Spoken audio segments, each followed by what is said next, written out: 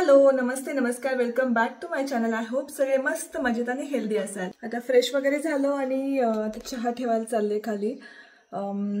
काल actually नरेंद्रांचा accident झाला आहे आणि त्यामुळे आता सगळंच म्हणजे आता महिनाभर त्यांना ते प्लास्टरमध्ये वगैरे राहावं लागणार आहे.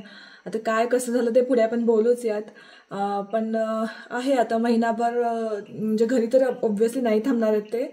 जास्त काही असं हेवी म्हणजे जास्त काही नाही झालं आहे नशिबाने.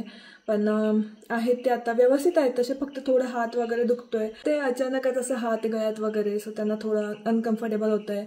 रात्री पण झोपताना प्रॉब्लेम होत होता. हाताला थोडंसं फ्रॅक्चर आहे त्यांच्या. मग आता आहेत खाली राजनंदिनीसोबत. मी थोडं वरचं आवरायला आले होते आणि आता खाली जाऊन चहा वगैरे ठेवणार. बाकी आता पुढे बघूच. चला राजनंदिनी.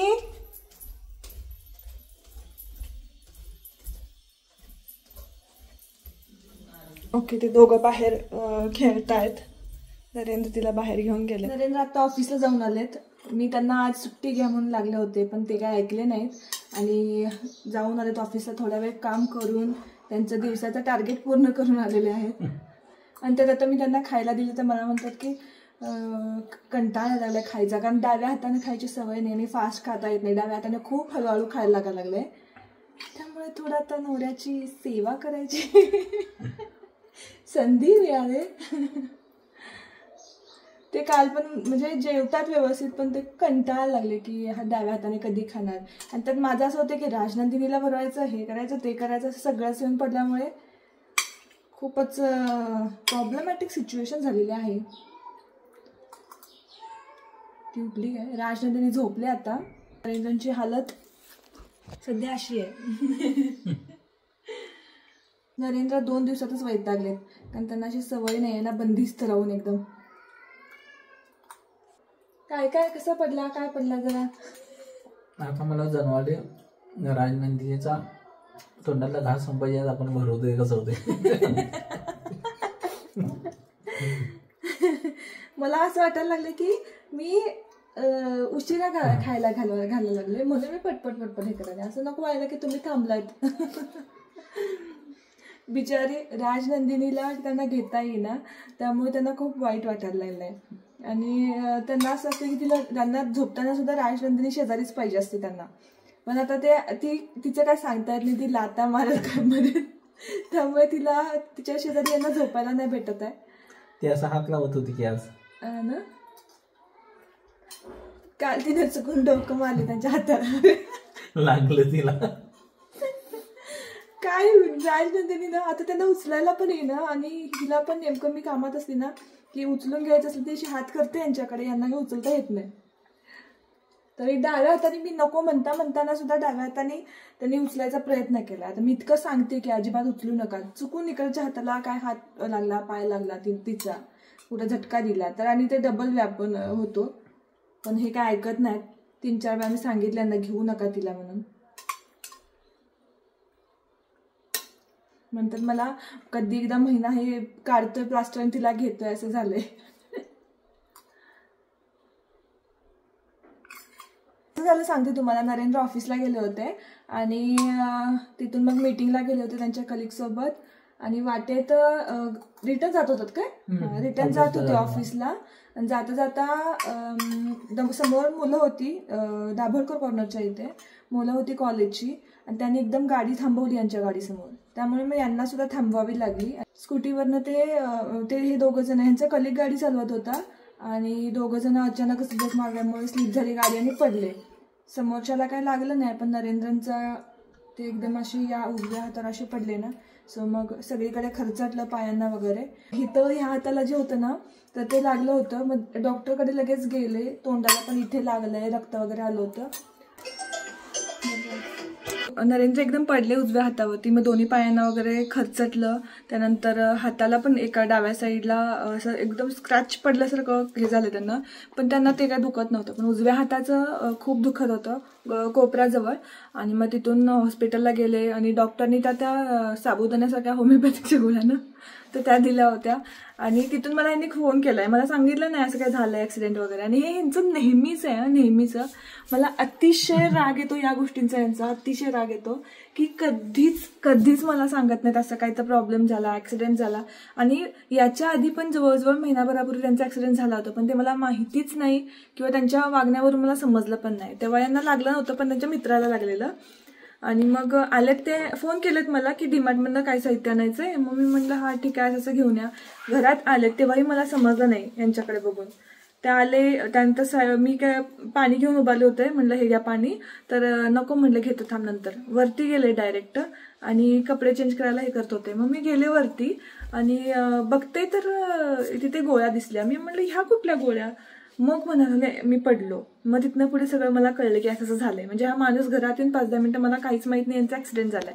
असा राग येतो की यांचा, मला प्रचंड राग येतो या गोष्टीसाठी. जावा आता. ऐकतच नाहीत कधी. इतक्यांदा सांगितलंय काही प्रॉब्लेम झाला की सांगत जावा म्हणून. मागच्या वेळेस पण असंच झालं होतं, जेव्हा हार्टचं हे झालं होतं त्यावेळेस पण त्यांनी मला सांगितलंच नव्हतं. सकाळी उठून चाललेत बाहेर दवाखान्याला आणि मी विचारते कुठे चाललाय, तर जाऊन येतो. म्हणजे कुठे चाललाय? जाऊन येतो, जरा काम आहे म्हणून मला सांगतात. नंतर मला म्हणले की मला त्रास होतोय. म्हणजे असं या गोष्टीचा मला अतिशय राग येतो नरेंद्रचा. आणि म्हणजे सांगितलं पाहिजेत ना, जरी मी टेन्शन घ्यावं किंवा मला त्रास होईल या गोष्टीनं त्यांनी सांगत नसतील, पण इमर्जन्सीला मग मी काय करणार ना अशा गोष्टींच्या बाबत. तर त्यांनी मला सांगितलं पाहिजेत. आता जर असं कमेंट सेक्शनमध्ये ना त्यांना ओरडा तुम्ही सगळेजण. घरी आल्यानंतर पण थोड्या वेळ ते झोपले वगैरे, आराम केला, पण त्यांना ते दुखायचं कमीच होईना. त्यानंतर मग त्यांच्या मित्राला कॉल केले आणि मग गेले, इथे जवळच आहे दवाखाना, सो तिथे गेले. मग त्यांनी चेक वगैरे केलं, एक्सरे, सिटी स्कॅन वगैरे जे काय काय असतं ते सगळ्या प्रोसिजर झाल्या. मग त्यात कळलं की हेअरलाईन फ्रॅक्चर आहे. आणि मग आता ते हे केलं त्यांनी. आणि आठवड्याभरात होईल व्यवस्थित असं ते म्हणलेत, पण महिनाभर त्यांना ते प्लास्टर ठेवावं लागणार आहे. असं सगळं झालेलं आहे. तर चला, तो मुलगा येईल बहुतेक, म्हणजे ते इलेक्ट्रिशियन येते. तर मला थोडंसं हे वगैरे करायचं आहे, फ्रेम्स वगैरे लावायचे आहेत घरात. ते खिळे वगैरे कुठे ठोकून घ्यायचे ते बघायचं आहे. मोस्टली मी ते हे मागवलेलं आहे अमेझॉनवरून, जे चिकटवायचं असतं ना, की एकदम चांगल्या क्वालिटीचं, काय म्हणतात त्याला, स्टिक ऑन काय तर समथिंग बोलतात. तर ते मी मागवलं आहे. पण बाकीचं कशाला खिळा वगैरे लागणार असेल तर असं जरा बघते. आणि चला फ्रेम्स दाखवते तुम्हाला मी. हे काही व्यवस्थित लावलेलं नाही आहे. आणि असं छान हा एक सेट घेतलाय मी. आता कुठे लावायचं काय ते बघायचं आहे अजून. ते लावल्यावरच दाखवते तुम्हाला हे वालं, कारण हे तो कळणार पण नाही. असं ह्याला हे चिकटवायचं, त्यामुळे ह्याला काही खेळांची गरज नाही आहे. त्यानंतर ह्या 3 फ्रेम्स.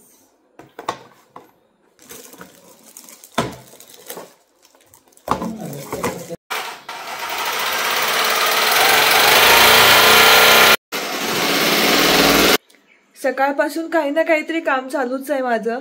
हे स्वच्छता कर, ते स्वच्छता कर. आणि आता नरेंद्र घरी आहेत त्यामुळे मला हे सगळं करायला भेटतं. नरेंद्र राजनंदिनीकडे लक्ष देतं. तर आता मी काय करते की इथे खिडकीमध्ये जी धूळ साचलेली असते ना, तर ती काढायची आहे. त्या अगारोचं व्हॅक्यूम क्लीनर काढलंय मी आता, तर त्याने सगळं क्लीन करून घेणार आहे. आता इथे अशी धूळ वगैरे आहे साचलेली, तर ही काढून घेणार आहे. तर हे आयकॉन मॉडेल आहे आणि बॅगलेस व्हॅक्यूम क्लीनर आहे अगारोचं. अगदी सोपं आहे. याचं जे पाईप्स वगैरे फक्त नॉर्मली कनेक्ट करायचे आहेत आणि देन झालं, मग यूज करायचं. कधी कधी मशीन्स बघितल्या की वाटतं आपल्याला की यार किती अवघड असेल, नको एवढं कोण झंझट करणार. पण हे काही जास्त हे नाही, फक्त हे असं कनेक्ट करायचं आहे. चला बटन ऑन केलं आणि लगेच आपण वापरायला म्हणजे यूज करायला सुरू करू शकतो. आणि जी धूळ वगैरे आता तसं हाताने वगैरे करत बसलो ना, खूप वेळ जातो. याने अगदी 5 ते 10 मिनिटात म्हणजे अख्खं घर माझं लगेच क्लीन होऊन जातं. त्यामुळे जेव्हा असं मोठं काहीतरी आठवड्यातनं 8-10 दिवसातून मग मी याचा वापर करत असते. अख्खा दिवस कुठे जातो काहीच कळत नाही आहे. आणि फुल बिझी चाललं रुटीन सध्या. आणि आज शूट होते काही, मला ते करून घेतले मी. आणि इथे असं सगळा पसारा पडला आहे बेडवरती. आता फायनली हे आली आहे, मॅट्रेस आली आहे. त्यामुळे मी काय करणार आहे, आता सगळे हे क्लीन करून घेणार आहे आणि मॅट्रेस टाकायची आहे याच्यावरती. आणि अजून एक गोष्ट की, थांबा, या खूप छानशा अशा या मी दाखवल्या पण होत्या, आय गेस की नाही माहीत नाही. पण या फ्रेम्स मी लावून घेतलेल्या आहेत. बेडच्या एक्झॅक्टली समोर लावल्या कारण की उठल्या उठल्या त्या समोर दिसल्या पाहिजेत आणि मोस्टली माझं शूट वगैरे काय असलं तर इथेच असतं, त्यामुळे तिकडे बघितलं की थोडंसं मोटिवेशन होतं म्हणून मी त्या समोरच लावलेल्या आहेत मुद्दामून. आता बाकी हे सगळं क्लीन करून घेऊन मग मॅट्रेस टाकायची आहे आणि आहेत खूप सारी कामं चाललेत. मला असं कुठे दिवस निघून जातोय ना काही कळत नाही आता सध्या. नरेंद्रकडून मला खूप हेल्प व्हायची पण आता त्यांना काहीच करता येत नाही आहे, त्यामुळे सगळं लोड आलं माझ्यावरती. काही प्रमोशनचे शूट्स वगैरे असे होते, मग त्यात ते काही ना काहीतरी घालणं हे होते. मग ते एक तर राजनंदिनी असते तुम्हाला माहिती आहे, सो तिला अक्षरशः कधी कधी असं होतं ना की ती तिथे दारापाशी असते, तिचा आवाज येऊ नये म्हणून थोडंसं दारापुढे केलेलं असतं. मग मी तिला दिसले नाही की ती लगेच येते पळत पळत. मग बऱ्याचदा तर व्हॉइस ओव्हर वगैरे करत असेल ना मी व्हिडिओमध्ये, तर ती येते पळत पळत, मग ते कट करावं लागतं मला, पुन्हा मग रेकॉर्ड करावं लागतं, असं खूप वेळा होतं आणि सगळं तिच्यासोबत जुळवून घ्यायला लागतं हे सगळं. सो असं रोलर कॉस्टर राईड चालू आहे सध्या. बरेचदा ना तुम्हाला तिचा बॅकग्राऊंडला आवाज पण येत असेल, मग कधी कधी मी म्हणते की असू देत, आता इलाज नाही, कारण जसं जमतं तसं आपण करूयात. इथे जेव्हा मी शूट करत असते ना मग मध्ये मध्ये बऱ्याचदा येते ती, मग मी तिला थोडा वेळ पुन्हा कुठेतरी मन रमवते, तिकडे दुसरीकडे काहीतरी खेळायला देते. तेवढ्या 2-3 मिनिटांमध्ये लगेच येऊन काहीतरी शूट करायचं किंवा रेकॉर्ड करायचं हे चाललेलं असतं माझं. आता झोपले ती, त्यामुळे म्हणलं म्हणजे आज लवकर झोपली आहे, उठेल थोड्या वेळाने आणि मग रात्र गोंधळ घालेल. कधी कधी होतं तिचं असं. मगाशी ती खूप खेळले बाहेर, त्यामुळे ती आता लवकर झोपली आहे आणि ती उठणार आहे 100% सकाळी लवकर किंवा आणि 1 तासाने वगैरे उठेल. आत्ता सध्या किती वाजलेत, मला वाटते 9-9:30 वगैरे वाजले असतील, पण तरीही मला माहिती आहे ती उठणार थोड्या वेळाने, एकतर नाही तर मग सकाळी लवकर उठणार 4 वाजता वगैरे. त्यामुळे माझंच आहे सगळा भरता.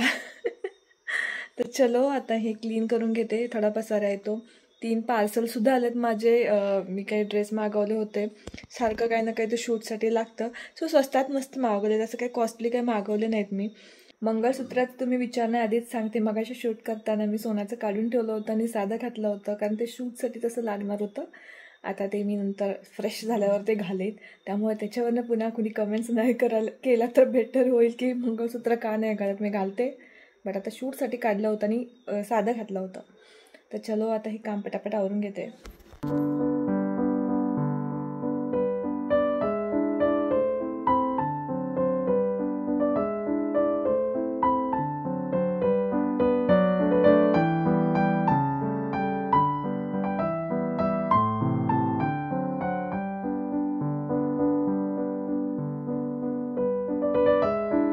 अक्षरशः माझं झोपेनं अशी इतकी झोप आली, मला इतकी झोप आली, पण राजनंदिनीला झोपायचं नाही आहे कारण ती आज संध्याकाळी उशिराने झोपली होती.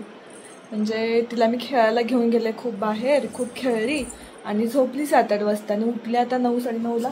नो झोपली 7-8 वाजता आणि उठली परत 9-9:30च्या दरम्यान उठली आणि आता झोपत नाही आहे. मी इतका प्रयत्न केला तिला झोपवायचा पण तिला झोपायचं नाही आहे. बघा इथं चालू आहे खेळायचं, मी इतकी वैतागले, काय सापडेल ना ते सगळं नेऊन इकडे टाकते. काय करू. नाही ॲक्च्युली काल मी शिट्टी वाजवली होती अशी, तर ती मला आता हे करते की शिट्टी वाजवून दाखव. नाही मी नाही वाजवणार, अजिबात नाही. तिने काल खूप एन्जॉय केलं. एखादी गोष्ट नवीन काहीतरी केली ना तिला ती आवडली की सारखं ती मागे लागते. तिला फुटबॉल खेळायला आवडतं, सो सारखीशी फुटबॉल घेते आणि आता माझ्याजवळ येते आणि फुटबॉल खेळायला लावते. त्यानंतर छोटा जो चेंडू आहे तो कॅचने खेळूया बोलते. त्यानंतर आता काल शिट्टी वाजून तिला मी दाखवली होती, तर ती आता तेच दाखव बोलते मला, हात हे करते. मध्ये मध्ये मी कट करते कारण मला खूप झोप आली आहे, काही सुचत नाही आहे. ते तिच्या फ्रेम लावल्यात ना तर तशा मुली आहेत ना, तर तिला ते बघून खूप आवडतं, ती फ्लावर्स वगैरे आवडतात म्हणून ती बघते मध्ये मध्ये सारखं. काय काढायला लागलेस. आता ही एक फ्रेम आहे, तर ती फ्रेम बघत बसली होती. फ्रेम नाही नेमप्लेट. माझी आणि झोपेत काय काय मला सुचायला लागलंय.